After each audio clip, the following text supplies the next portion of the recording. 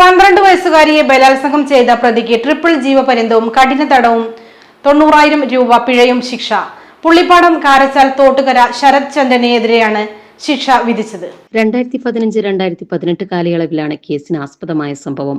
അതിജീവിത 2015 ഓണാവധിക്ക് സ്കൂളിൽ നിന്നും വീട്ടിലേക്ക് വരുമ്പോൾ ബൈക്കിൽ കൂട്ടിക്കൊണ്ടുപോയി റബ്ബർ തോട്ടത്തിൽ വെച്ച് ഗൗരവപരമായ ലൈംഗികാതിക്രമം നടത്തുകയും തുടർന്ന് 2018 ക്രിസ്മസ് അവധി വരെയുള്ള കാലങ്ങളിൽ കുട്ടി അവധിക്ക് വരുന്ന സമയം പ്രതിയും കുടുംബവും താമസിക്കുന്ന വീടിനടുത്തുള്ള ഒറ്റമുറി വീടിനുള്ളിൽ വെച്ച് മൊബൈൽ ഫോണിൽ അശ്ലീല വീഡിയോ കാണിച്ചു കൊടുത്ത് പലതവണ ഗൗരവപരമായ ലൈംഗികാതിക്രമം നടത്തുകയും ചെയ്തുവെന്നാണ് കേസ്.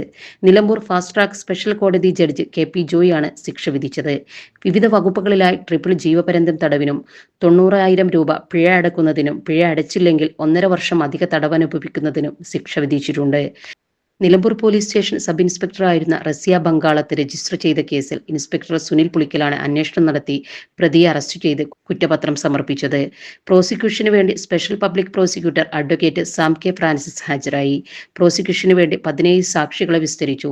20 രേഖകൾ ഹാജരാക്കുകയും ചെയ്തു. പ്രോസിക്യൂഷൻ ലൈസൺ വിംഗിലെ senior civil police officer PC Sheeba പ്രോസിക്യൂഷനെ സഹായിച്ചു. പ്രതിയെ ശിക്ഷ അനുഭവിക്കുന്നതിനായി തവനൂർ ജയിലിലേക്ക് അയച്ചു.